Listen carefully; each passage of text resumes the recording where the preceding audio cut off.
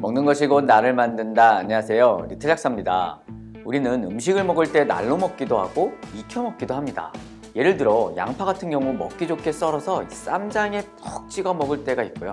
또 프라이팬에 기름을 둘둘 볶아서 먹을 때도 있죠. 그런데 이 같은 식재료를 어떻게 조리하느냐에 따라 건강에 좋은 영양소를 살릴 수도 또 죽일 수도 있습니다. 그래서 오늘은요, 날로 먹을 때 더 좋은 음식 5가지에 대해서 말씀드리도록 하겠습니다. 자, 날로 먹어야 할 첫 번째 음식 바로 이 양파입니다. 혹시 어릴 때 이 담아내기라고 불렀던 추억이 있으신 분들 계신가요? 저는 그렇게 불렀던 기억이 있습니다. 양파는 처음에 일본식으로 이 구슬같이 둥근 파라고 해서 담아내기라고 부르다가요, 서양에서 들어온 파라는 의미로 양파라고 부르기 시작했다고 합니다. 양파는 마늘, 대파, 쪽파, 부추 같은 이 부축 속에 속하는 식물입니다. 양파의 사촌들을 보면 이 생김새는 조금씩 달라도요, 이 한 가지 공통점들이 보입니다. 바로 맵다라는 겁니다. 그 이유는 양파의 이 알리신 때문인데요. 이 알리신은 살균, 항균 작용뿐 아니라 염증을 완화시켜 줄 수 있고 또 혈당과 혈압, 콜레스테롤을 낮추는 데 도움이 되니까 아무래도 뇌와 심장에도 좋을 수 있다, 이렇게 알려져 있습니다. 그런데 알리신은 굉장히 불안정한 화합물이라서 낮은 온도에서도 쉽게 파괴됩니다. 열을 가해서 먹으면 알리신도 파괴되고 당연히 매운맛도 없어지게 되는 거죠. 물론 양파에는 알리신만 있는 게 아닙니다. 열에 안정적인 이 퀘르세틴도 풍부해서 양파에 여러 가지 효능들도 있죠. 하지만 양파의 알리신과 이 퀘르세틴 같은 다양한 플라보노이드를 온전하게 다 먹고 싶다면요, 익혀 먹는 게 아니라 생으로 가작가작 씹어서 먹는 게 가장 좋습니다. 너무 맵다 하신 분들은요, 양파를 찬물에 살짝 담가 두셨다가 드셔도 좋겠습니다.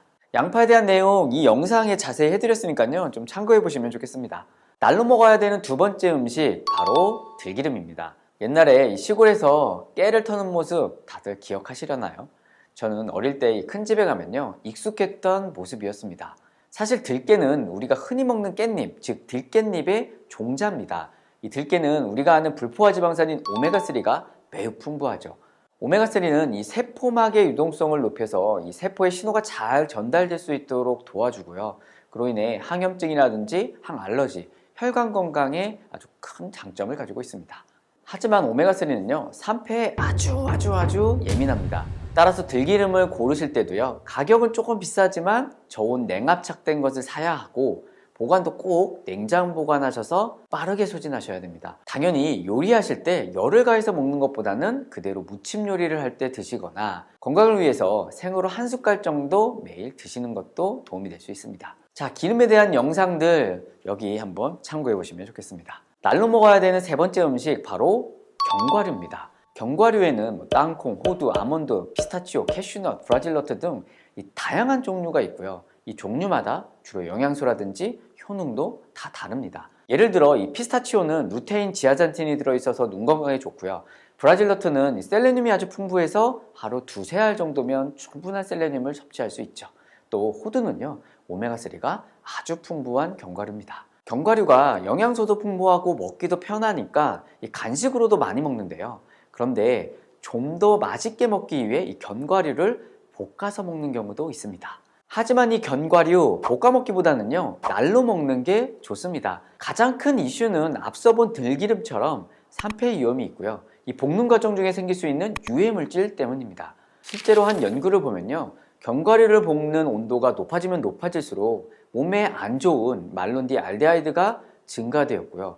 호두 같은 경우는 무려 17배나 높아졌다고 합니다. 즉 견과류는 볶으면 산패가 된다라는 뜻인데, 아몬드 같은 경우는 고온에서 볶을수록 발암물질인 이 아크릴아마이드가 증가되었다라는 것도 나와 있습니다. 물론 아몬드는 이 시아나베상체가 들어가 있어서 독성이 있을 수 있다, 그래서 꼭 볶아 먹어라 라고 하지만 우리가 시중에서 구입해 먹는 이 식용 아몬드는요, 단 아몬드라고 해서 독성이 제거된 품종으로 생으로 먹어도 전혀 문제가 없다라고 합니다. 그러니 견과류를 드실 때는 생으로 드셔도 좋습니다. 그리고 혹시 주의할 점은요, 이 견과류 껍질에 곰팡이가 피어 있다면 이 곰팡이 독소의 위험이 있으니까 과감히 버리시고, 임산부, 수유부는 이 생아몬드 그래도 주의하시는 게 좋겠습니다.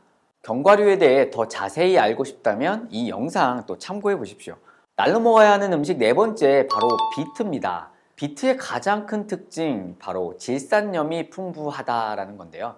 이 질산염은 우리 몸에서 산화질소, 즉 NO라는 것으로 변해서 혈관을 확장시켜주고 이로 인해 혈압을 떨어뜨리게 되니까 심혈관계에 참 좋다고 알려져 있죠. 또한 비트 주스는 근육의 펌핑감을 증가시켜줄 수 있어 이 헬스인들의 인기 식품 중에 하나입니다. 이 호주 스포츠과학연구소도 비트 주스를 과학적인 근거가 확실한 A등급으로 인정했습니다.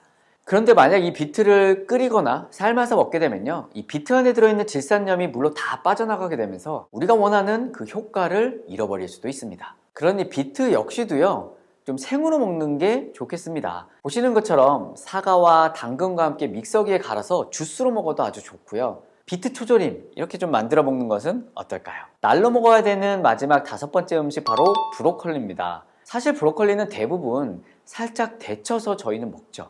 그 이유는 이 십자가 채소가 그냥 생으로 먹을 때 일부 분들에게는 가스나 소화의 불편함을 일으킬 수도 있기 때문입니다. 하지만 이 영양학적으로 봤을 때는요, 브로콜리는 원래 생으로 먹어야 제일 좋습니다. 십자가 채소를 섭취하면 이 채소 자체에 함유되어 있는 미로시나제라는 효소에 의해 핵심 성분인 글루코시놀레이트라는 것들이 분해됩니다.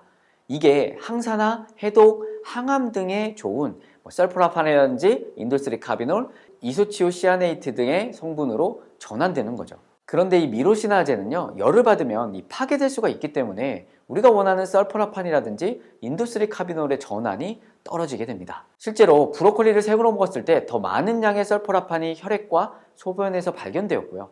설포라판의 흡수 역시 생으로 먹어야 더 빨리 된다라는 결과도 있었습니다. 그래도 난 생으로 도저히 못 먹겠다라는 분들에게 한 가지 팁을 드리자면, 끓이거나 전자레인지나 프라이를 하는 것보다는요, 스팀으로 살짝 데친 후에 먹으면 영양소 파괴가 가장 덜 된다고 합니다. 또 짧게 데친 후에는 요요 초고추장 말고요, 미로시나제가 풍부하게 들어있다고 하는 겨자 소스 또는 고추냉이를 곁들여서 드시면 좋다고 합니다. 자, 오늘은 날로 먹으면 좋은 음식 5가지에 대해서 알아봤습니다. 자, 어떠신가요? 물론 모든 사람에게 적용되는 절대적인 방법은 아닐 수 있습니다. 소화의 능력이라든지 내가 먹는 취향, 내 건강 상태에 따라 분명히 익힐 필요도 있을 겁니다. 모두에게 무조건 좋은 음식, 무조건 좋은 방법은 없겠지만 음식마다 최선의 방법을 찾아가는 것 또한 필요할 것 같습니다. 오늘도 조금이나마 도움이 되셨길 바라며 저는 이만 물러가겠습니다. 못 고치는 병은 없습니다. 못 고치는 습관만 있을 뿐입니다. 구독, 좋아요, 댓글, 알림까지 잊지 마십시오. 지금까지 리틀 약사였습니다. 구독을 원하신다면 이쪽, 더 많은 영상들을 보고 싶다면 이쪽.